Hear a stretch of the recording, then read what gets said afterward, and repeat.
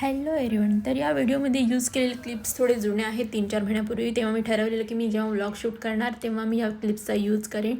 तर इकडं आम्ही गेलेलो दीदीसोबत बायकल्ल्याला राणीच्या बागला फिरायला. गेल्या मी एक माझा छोटासा व्हिडिओ बनवून घेतला.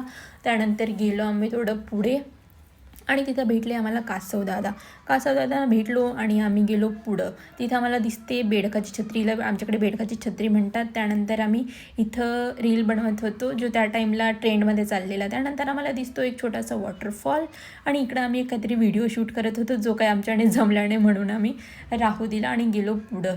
आणि इकडे मी फोटोशूटसाठी पोज देत होती. त्यानंतर पुढं गेल्यावर आम्हाला भेटले गेंडे दादा गाईज. गेंडा दादाला भेटून आम्ही गेलो पुढं. तर इथं दिसले आम्हाला माकडांची टोळी.